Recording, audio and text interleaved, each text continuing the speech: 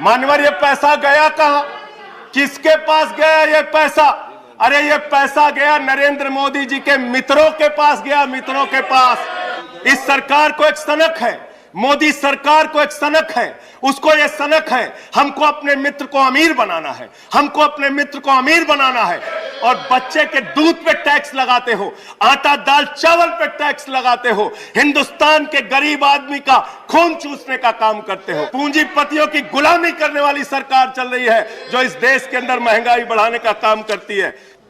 जिस महंगाई से पूरा देश कराह रहा है, मैं चंद लाइनों से अपनी बात शुरू करूंगा कि वो जिनके हाथ में हर वक्त छाले रहते हैं, वो जिनके हाथ में हर वक्त छाले रहते हैं, आबाद उन्हीं के दम पे महल वाले रहते हैं। ये देश जिनके हाथ में छाले हैं मान्यवर, उन्हीं के दम पर है, उन्हीं के दम पर है। लेकिन ये सरकार किसके लिए काम कर रही है?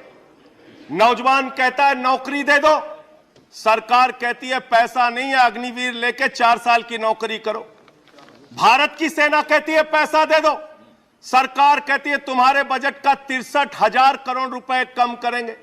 माताएं बहनें कहती हैं गैस का सिलेंडर बढ़ गया, बच्चे के दूध का दाम बढ़ गया, आटा दाल चावल महंगा हो गया, उसको कम कर दो, सरकार कहती है पैसा नहीं है। किसान कहता है फसल का दाम दे दो, फसल का दाम दे दो, सरकार कहती है पैसा नहीं है। अरे बुजुर्ग कहते हैं हमारी रेल की तीर्थ यात्रा, उसकी रियायत क्यों कम कर दी? सरकार कहती है हमारे पास पैसा नहीं है। देश के लोग कहते हैं शिक्षा का बजट तो बढ़ा दो, सरकार कहती है 2% से ज्यादा बजट नहीं है। अरे स्वास्थ्य का बजट तो ठीक कर दो, मोदी जी, सरकार कहती है पैसा नहीं है। मान्यवर ये पैसा गया कहां? किसके पास गया ये पैसा?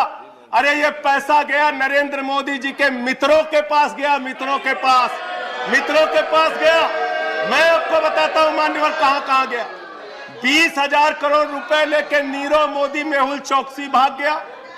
10,000 करोड़ रुपए लेके विजय माल्या भाग गया। 3,000 करोड़ रुपए लेके ललित मोदी भाग गया।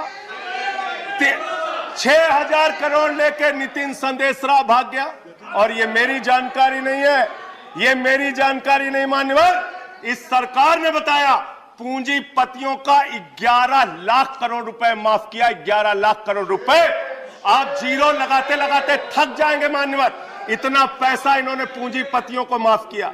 और इस सरकार को एक सनक है, इस सरकार को एक सनक है, मोदी सरकार को एक सनक है, उसको यह सनक है हमको अपने मित्र को अमीर बनाना है, हमको अपने मित्र को अमीर बनाना है, हमको अपने मित्र को दुनिया का सबसे बड़ा अमीर बनाना है। और मालूम है मान्यवर उसको कितना कर्जा दिया इस सरकार ने?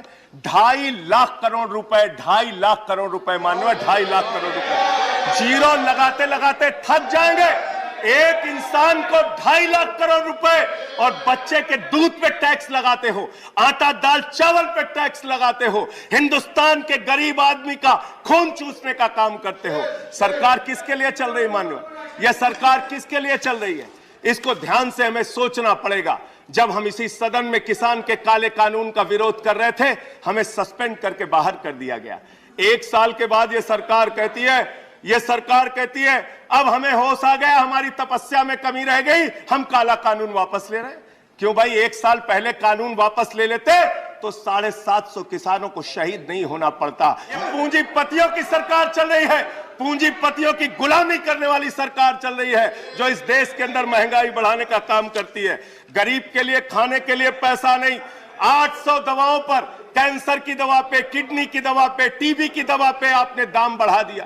आपने अस्पताल के कमरे तक पे दाम बढ़ा दिया। आपकी सरकार डीएचएफएल के लिए काम करती है। 34,000 करोड़ रुपए बैंकों का घोटाला डीएचएफएल ने किया और 29 करोड़ रुपए भारतीय जनता पार्टी को चंदा दिया है मान्यवर। इनसे हिसाब मांगना चाहिए। क्यों नहीं जाती ईडी इनके पास? क्यों नहीं जाती सीबीआई इनके पास? इनसे सवाल पूछना चाहिए।